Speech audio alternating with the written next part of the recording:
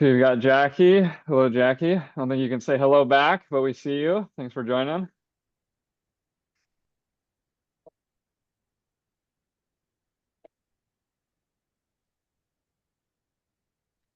Hey, Mike, we're just letting people trickle in here.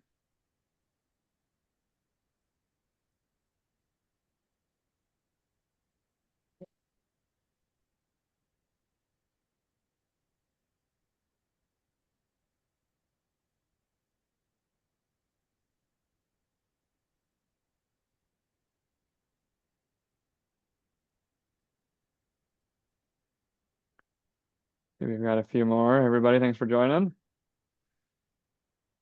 Hope everyone caught their breath after the sprint of quarter end. I know you all probably still have a million things to do.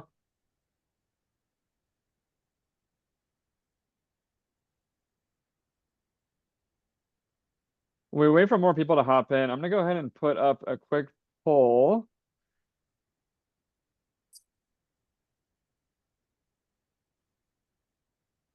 We just put that up. Do me a favor and fill out that poll to help guide the panel. We want to just get a sense of your biggest RevOps challenges today, how strategic you feel in the role. The poll question should be on your screen. There's also a poll button at the bottom right of your toolbar. We're asking about how RevOps is perceived at your company today, your biggest RevOps challenges, kind of average time horizon for the projects you're working on. Go ahead and give that a look.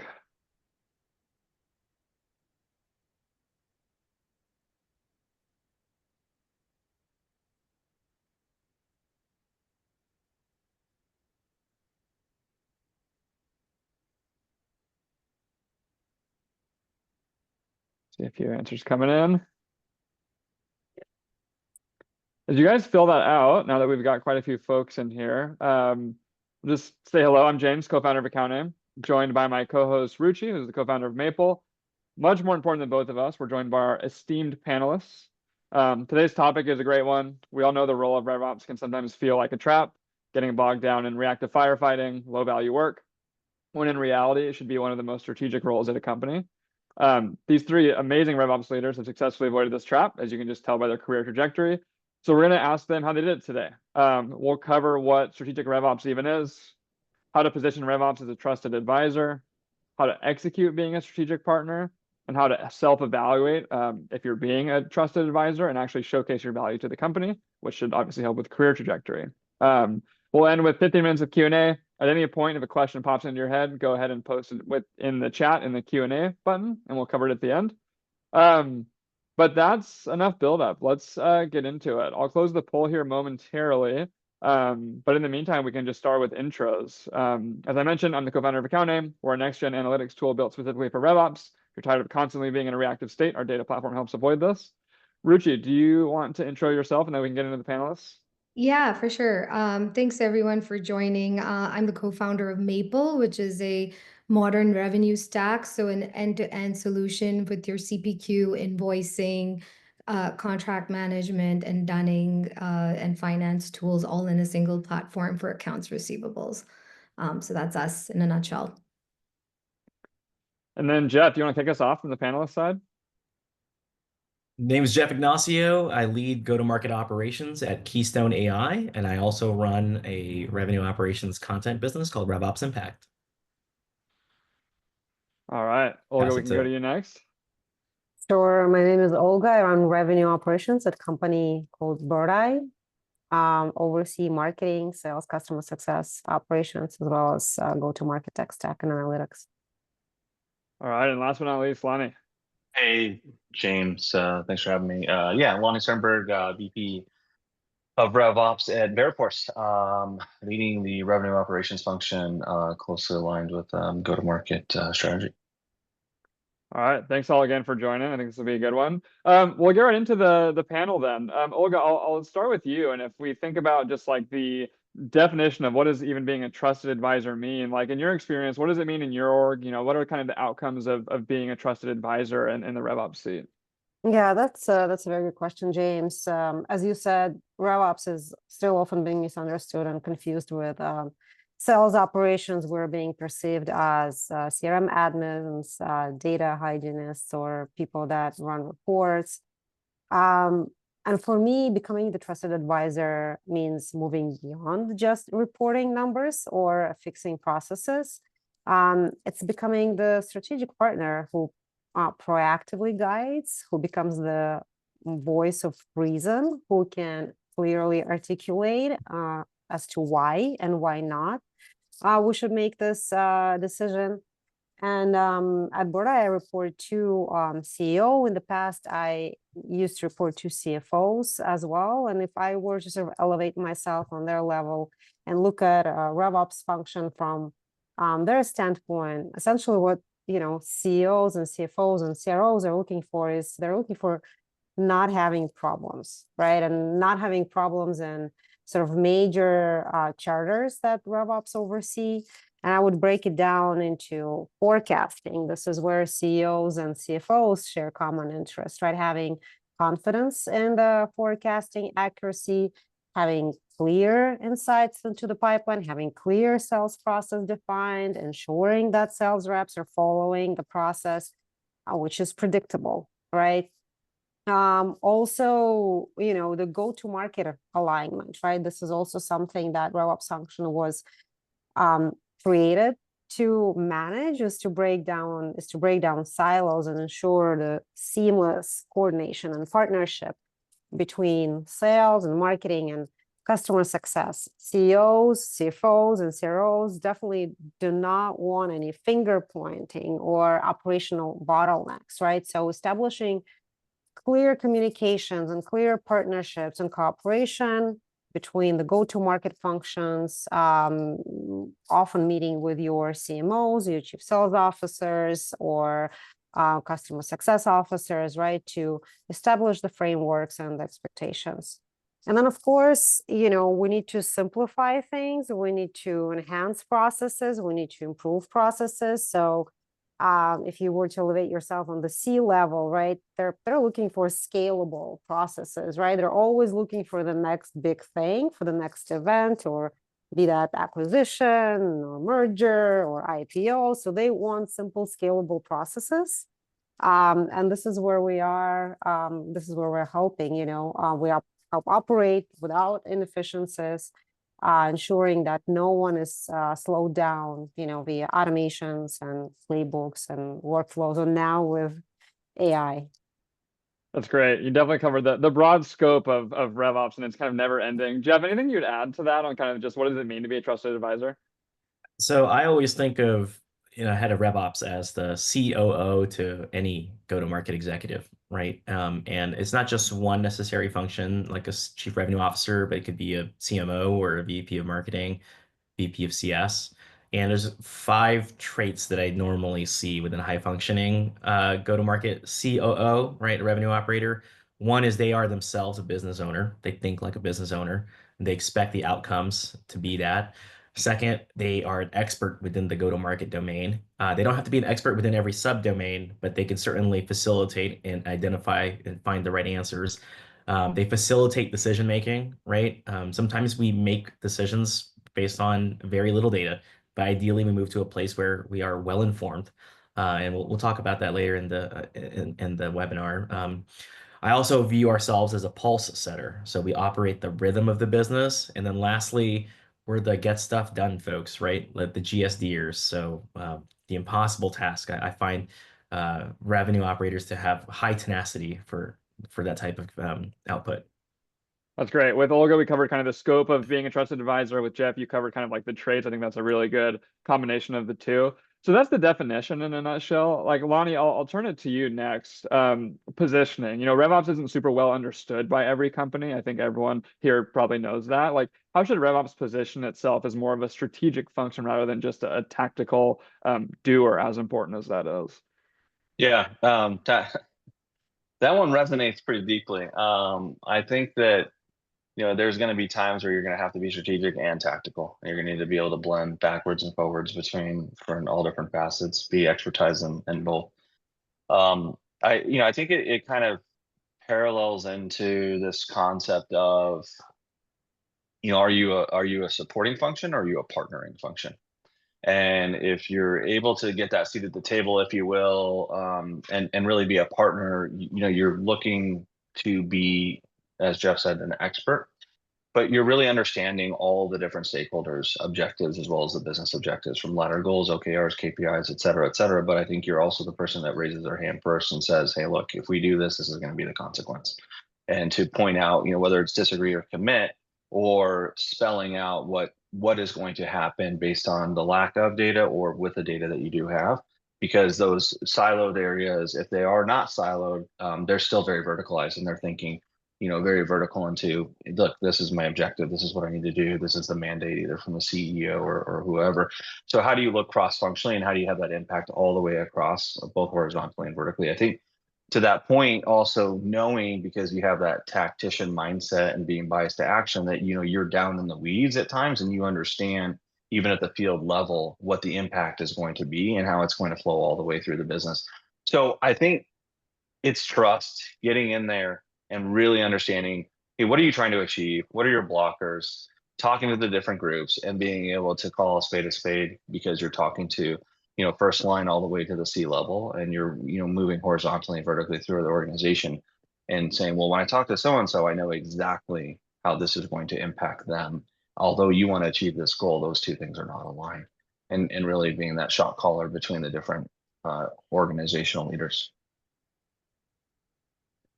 That makes a lot of sense. I'm looking at the poll results from before we kind of kicked off the panel, and how is RevOps perceived at your company? 43% of folks said as a CRM admin team. What's your biggest challenge today? Too much reactive firefighting and too many things to do. I think what you said, Lonny, is a good recipe for getting through that, because if you're partnering around business outcomes and goals, you're elevating above CRM admin, and you're hopefully being able to kind of stack rank between all of these things going on at once based on the actual desired outcomes. Olga, anything you would add around just positioning the function? I think you kind of covered it a little bit in the first answer, but maybe tactically, if someone was, feeling like they were stuck as, being looked at as a CRM admin, how they can kind of reframe RevOps to elevate above that. I agree with everything that Lonny said, right? There's no way to escape being tactical. We need to be tactical. We're hands-on in every system. So we need to balance it out. What I would say, the skill that we all need to master is the communication, right? And that goes both ways. That is, first of all, speaking up for your teams, setting up the clear goals, expectations, creating roadmaps and frameworks. And that's how you sort of move from being reactive to proactive. You set goals for yourself and for your team, and then you clearly communicate on the accomplishments. If we do not become our own champions, our wins will not be recognized. They will not be known, because if everything's running smoothly and we're doing our job, no one would notice, right? Because everything just runs smoothly, and people would expect, that's how it goes, right? We only get noticed when something is on fire, right? Where the systems are not cooperating correctly.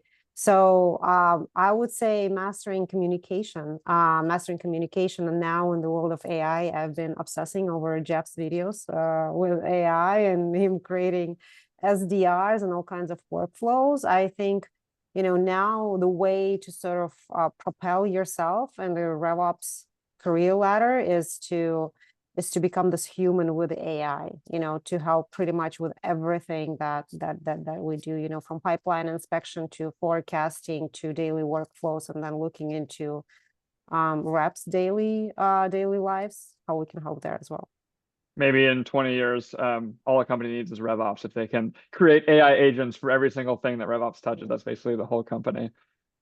Olga, something you said caught my attention was just around, you have to communicate for yourself, kind of evangelize your own results, because if everything's going well, no one notices RevOps. I think that's a trap a lot of people fall into. Any quick tips on how folks can actually do that tactically?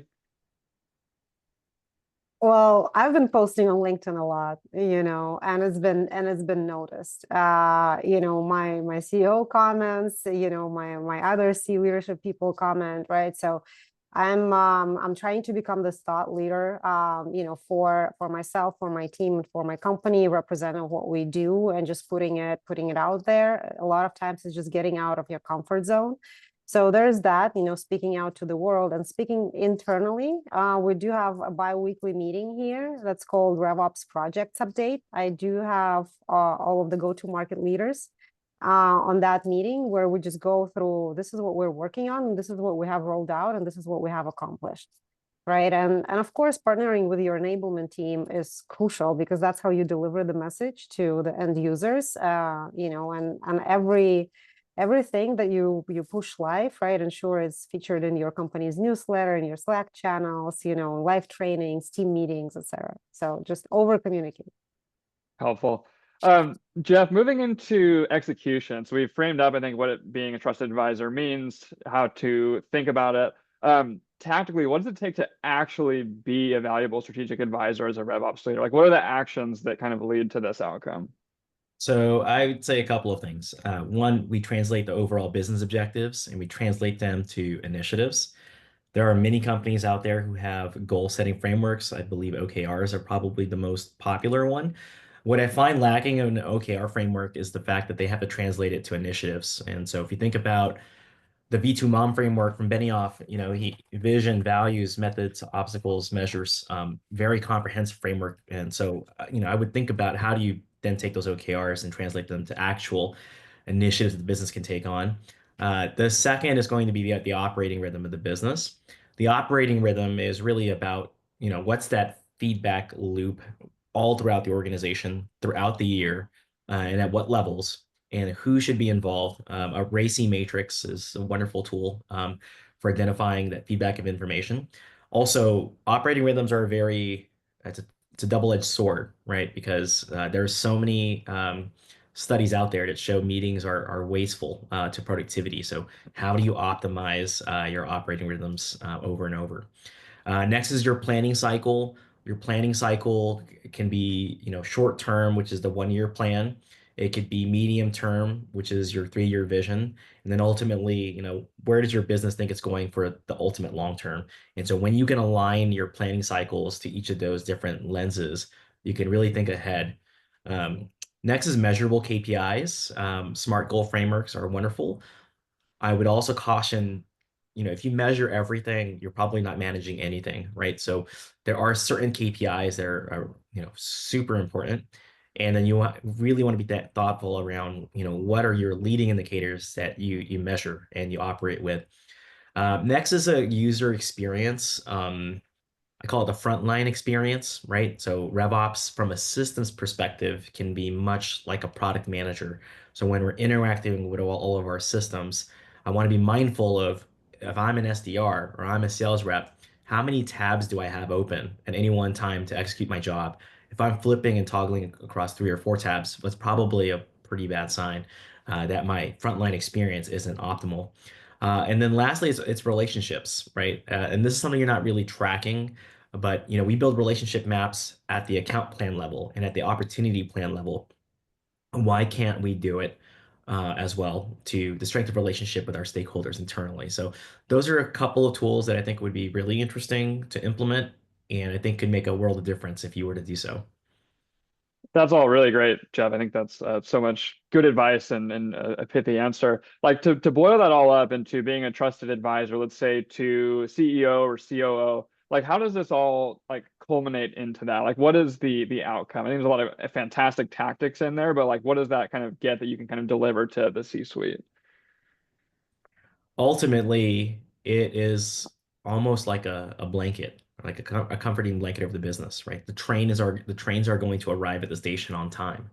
I know for a fact that we're doing a master data management play around March or April.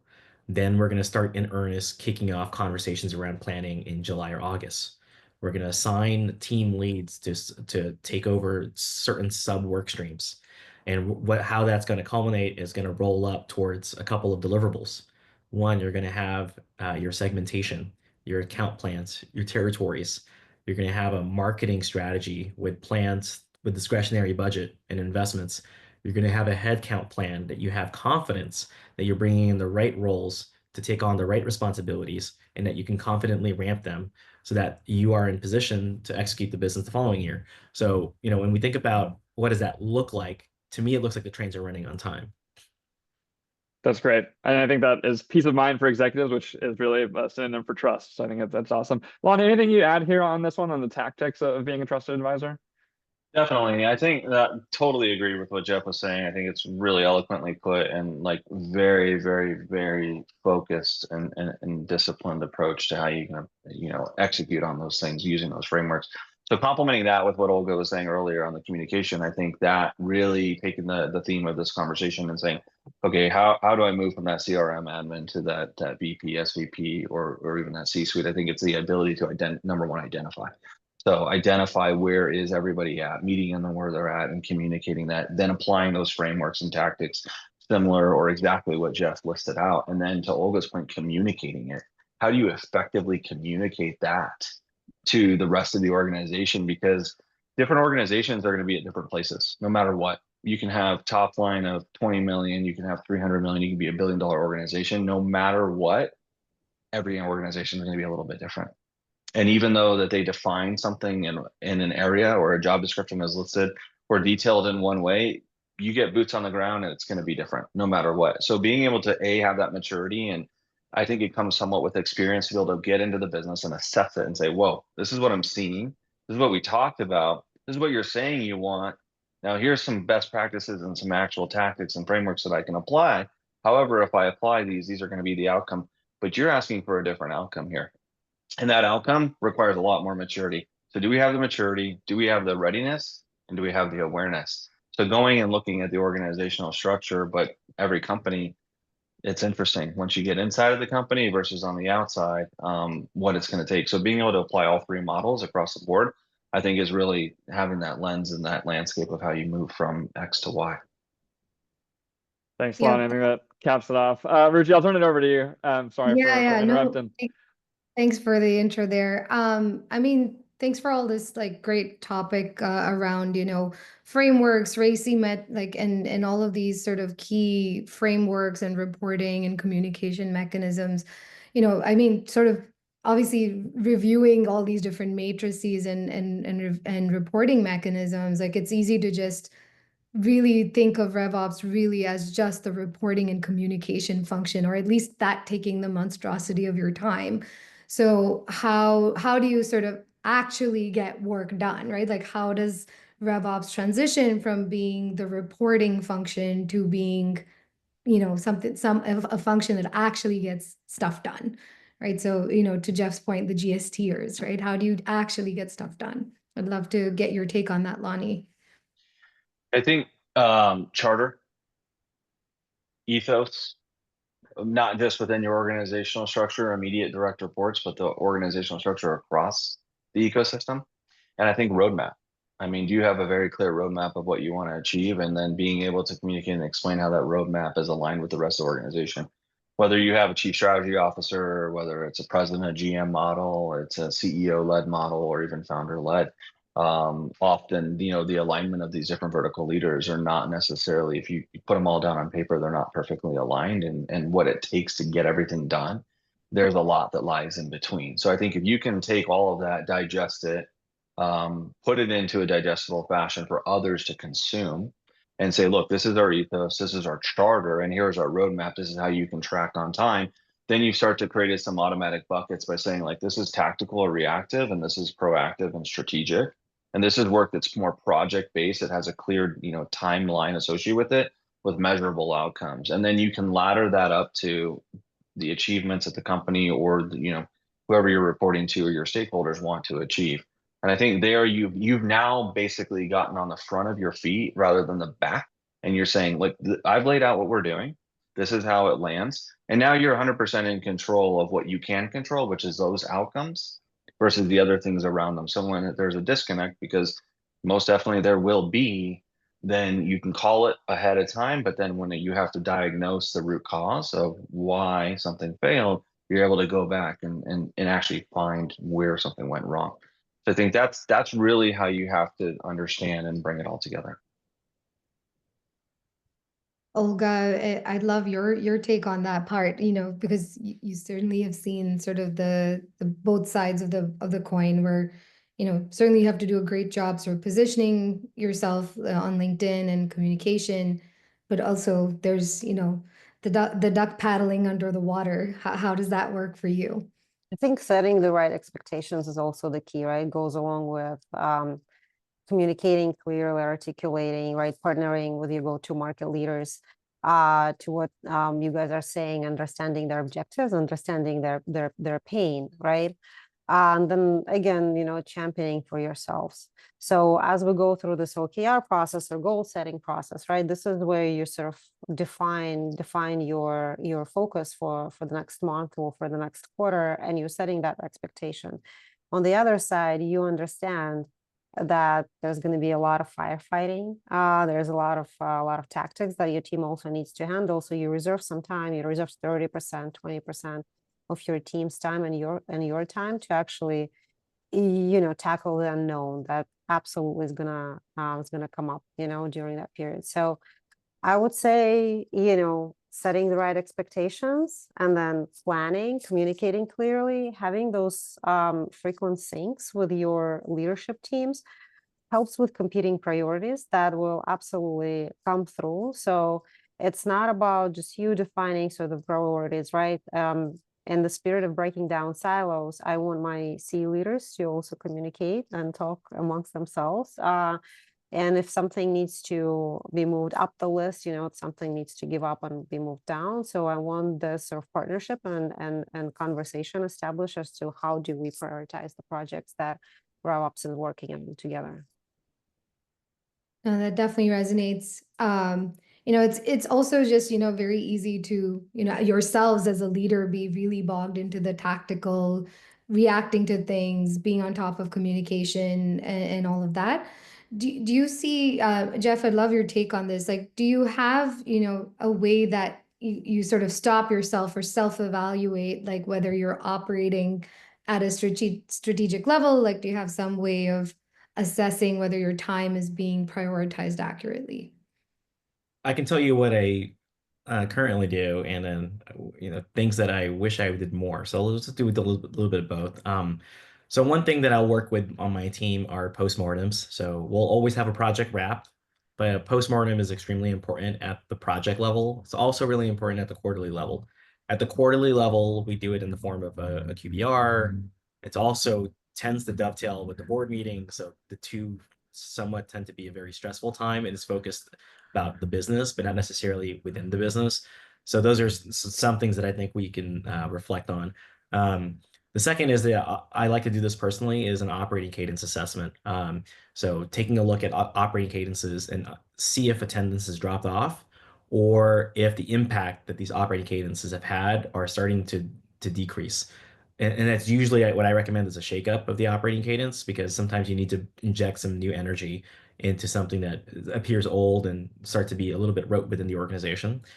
The third thing is to review the roadmap. So when you look at the roadmap, it's a living, breathing document. Things can go on it, things can go off it, right? So folks think that a roadmap is set in stone at the beginning of the year, but in reality, priorities can change. So you want to be able to make sure that you're accommodating, external stimuli that necessitated change on the roadmap. And then something that I wish I did a little bit more of, which would be a quarterly reflection.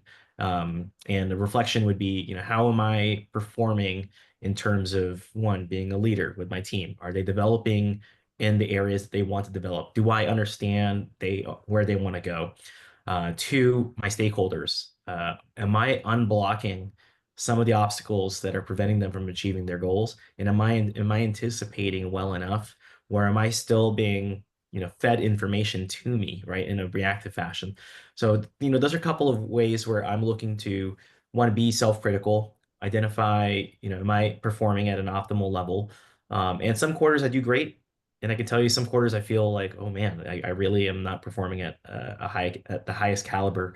Let me make sure that for the following quarter, I get right ahead of the 8 ball. No, that certainly resonates. I think it's often an exercise of self-evaluation and vulnerability to admit mistakes and fix and course correct. So I think that certainly resonates. Olga, I'd love your take on this part where we talked a lot about communication. We talked a lot about KPIs and measurement.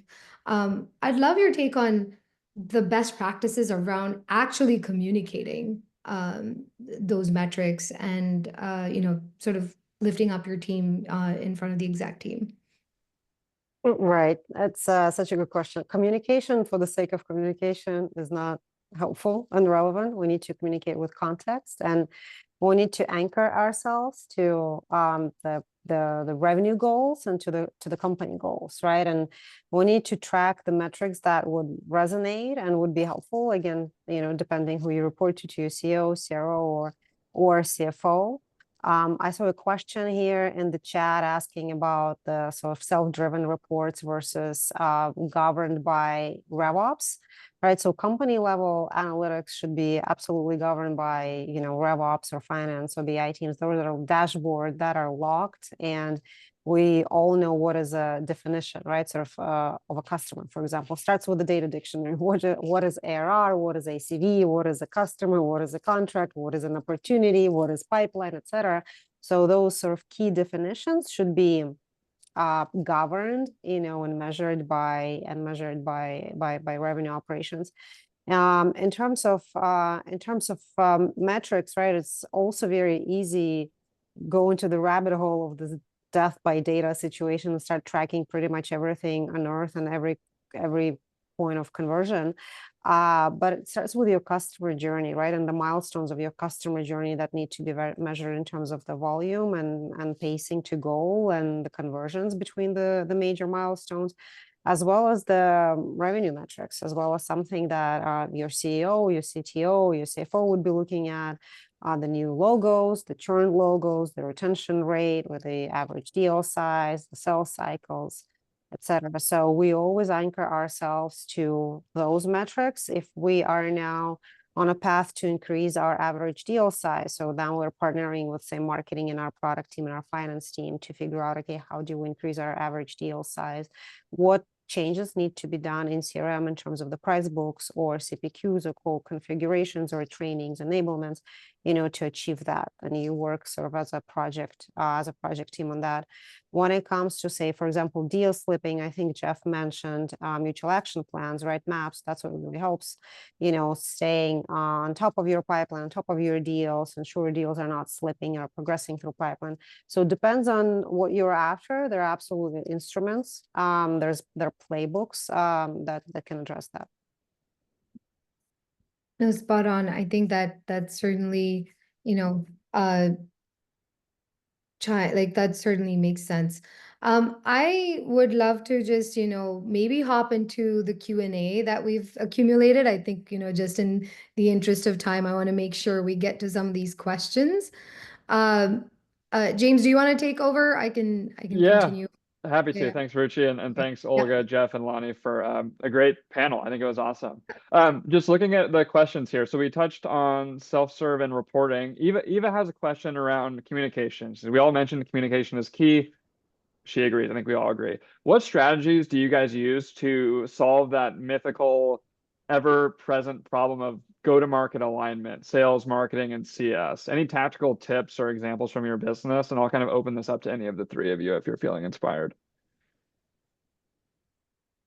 Yeah, I mean, the one couple of tactics that I've used is really identifying early on who your most critical stakeholders are going to be and having your one-on-ones or your check-ins with them. And then I think, Olga touched on this a little bit earlier, but I think having a clear, kind of state of the union deployment in terms of, whether it be a meeting cadence or some type of, visual representation of, where are you at in that roadmap, what's been accomplished, what's being accomplished, and then tying it out really for them. I think that the individualized as well as the group communication, depending on the cadence, whether it be, most companies are going to have a annual kickoff. It could be have a quarter wrap plus another a subsequent quarter kickoff as well. But I think that's an opportunity to, leverage that group framework and whatever framework's being put in place for you to kind of report in, and then also kind of putting some of your own spin to be a little bit forward thinking and gauging, I think, the impact on that, as well as, the effectiveness as asking. I like to, double click on what Jeff said on the self-reflection. Am I being asked questions or am I asking the questions? I find that when I'm asking the questions, usually I'm a little bit more in front of the problem. When the questions are being asked of me, I feel like I'm playing catch up. I think that's a great angle. I think another angle you could take on this is like the classic problem, sales and marketing butting heads over lead definitions or what shouldn't be worked. Any other tactical tips on that front around similar problems of just like total misalignment, like how you can get that? I heard communication from you, Lonny, and getting ahead of things, part of communication. Anything else there on kind of that other side of the coin? I would put together a revenue operating model, right? You have two views of it. You have a top down and you have a bottoms up. The bottoms up should be a full funnel breakdown of what happens at the top of funnel, within the sales funnel, and then within your customer base. Each of those should have volume, conversion percentages, and cycles around it. Then you need to think about the resources that it takes to accomplish all of that, right? Are you ahead of your hiring plan? Is your hiring plan settled? How are folks ramping? How are the tenured folks executing? So at the people level, then you need to have all of those items broken down into discrete goals that can be reviewed regularly by the team, the leadership team in particular, and making sure that we're on track or off track, right? So we can have a plan, but the plan can go off the rails really quickly if we're not, putting a high level of governance in place to understand where we are, and then making the adjustments on the fly where necessary to make sure that we can course correct throughout the course of the year. So revenue operating model, hiring plan, the cadences, and the right fruitful discussion. And then my hope is that the plan that you have in paper is a good one, because plans can go awfully awry, throughout the year. And that's why you see so many companies in the last couple of years put together a July replan. Some have even put together an April replan. If you have a replan that early in the year, your plan was trash to begin with at the beginning of the year. Yeah, not to mention double or triple the work, which no one wants. Adjacent question here. So maybe we can start with you, Jeff, or we can push it to someone else. Question from Pete. What is your role, or what should the optimal role for RevOps be in kind of planning around pipeline and demand gen strategy for each of your respective companies in your experience? For me, it's surfacing the data, right? Attribution is always fun. So, how we talk about attribution is an important thing. But at the end of the day, what's concrete is you are spending some money. You are accumulating time across the team to put together these campaigns. And then ideally, what you should be looking for is how much pipeline have you influenced or sourced, and then how much of that pipeline has actually resulted in the appropriate conversion rates, right? So depending on your sales cycle, you might look at, has it gotten to proposal stage within the quarter throughout the year? If you have a medium to short-term life cycle, how many of those deals have actually won? So when I'm planning, I'm bringing the data to bear because that helps us appropriately allocate resources. Yeah, I would add that, being that voice of reason and having the data to support any ideas or decisions that are about to be made, right? Looking into the historical performance, looking into your TAM, looking just to available book of business, right? What is possible, what is not? What other creative channels for the pipeline generation can be brought in? How do we plan for that? Are there any spiffs, for example, or any comp measures that we can think about for the next year, right? As we're bringing those campaigns. So I would say we're being this voice of reason and validating any sort of plans with data. And I think that's such a good way to articulate being a trusted advisor to the business, being a voice of reason and not just a doer when someone tells you to push the buttons, right? And so I think that's a really good kind of North Star to shoot for as a RevOps leader. Question from Jackie around kind of org structure. She said, some large organizations will roll enablement under RevOps, some won't. Any thoughts from you guys on the optimal structure for revenue operations to function generally beyond even just enablement? I think having a really clear definition of enablement is a good start, because folks will define it a little bit differently, and I think really making sure that you're clear on where does it live. I think there's specifically on enablement, there's like a hard and a soft side. I think some folks are different or more equipped to be better at enabling folks on the hard and the soft, specifically like technology versus positioning, things of that nature. So I think first going in there and really understanding who, defining it, where does it live, and if it is going to be split, making sure that people are complementing and they understand both sides, and that they're complementing each other on how who's doing what at the same time. So it's joined. So it not only like the how, but also the what is at the same time. Often I find them being very disparate. People are communicating around, like, they're very focused on tooling, but they're not really understanding why or the outcome, or really how to position around that tooling, or vice versa. They don't understand the tooling, but they have the general idea of, how to position something. So there's a disconnect then when you go to measure the outcomes. Great. Thank you, Lonny. One question I got from attendee before we hopped on is just, how do you develop the kind of soft skills necessary to advance? There's a lot of talk in the RevOps community around all the technical skills, all the systems, but I'm curious if any of you guys have any thoughts on like the soft skills that really matter and how you built them. You just do it.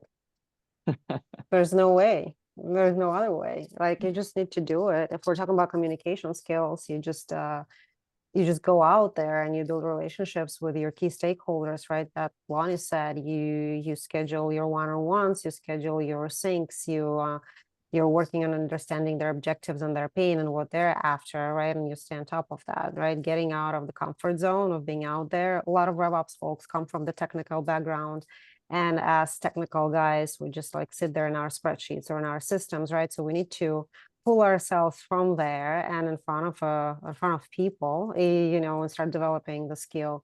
I've always admired sales reps, how easy they can, find a way to be friends with pretty much anyone, right? Clearly communicate, be very easygoing, right? So I look up to my sales leaders, to get that bit of magic from them. But other than speak up, there's no other way. Get out of the comfort zone and own it. I'd say a couple of things. One, have some mentors, a coach, or a personal board of advisors.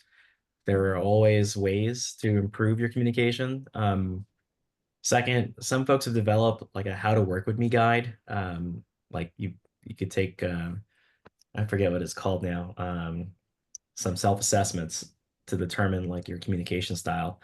I find that there are times where I'm excellent at communicating, and it's usually when I'm not context switching.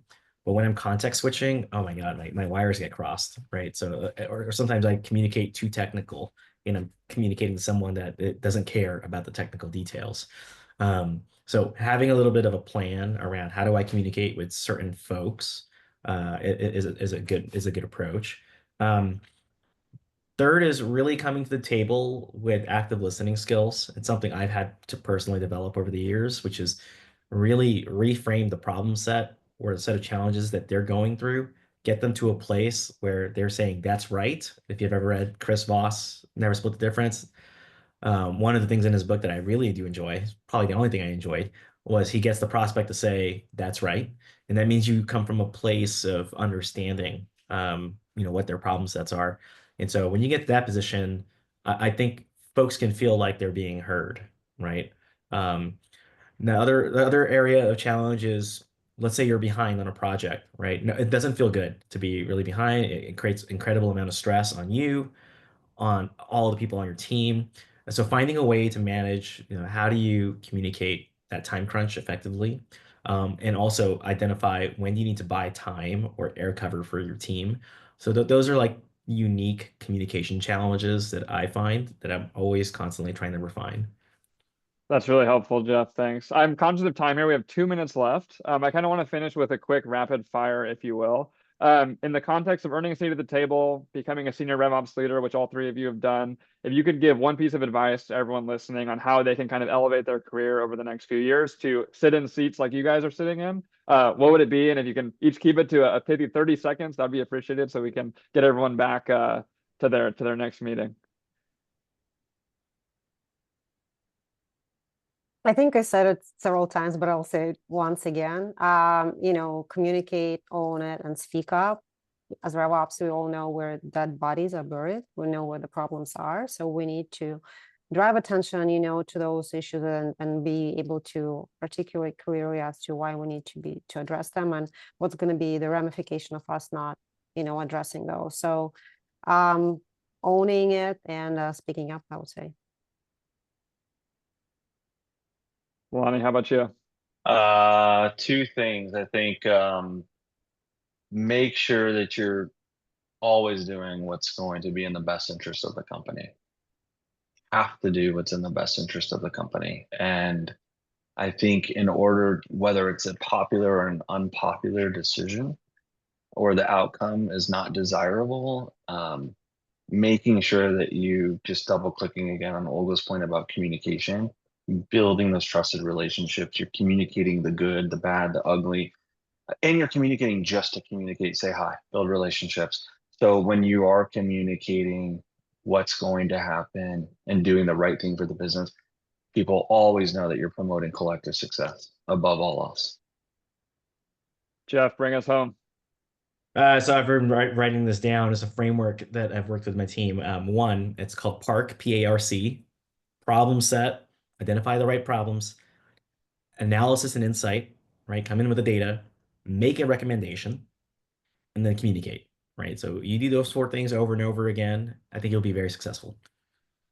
It's a great place to leave it. Jeff, Olga, Lonny, we can't thank you enough for coming and sharing your wisdom with us. To everyone listening, we'll send out a recording of the panel for you, as well as some more content on how to think about being strategic in RevOps. Thank you again so much, guys. This was awesome. Hope everyone has a great rest of the week. Thanks, everybody. Thank you, everyone. Thanks. Take care. Bye-bye.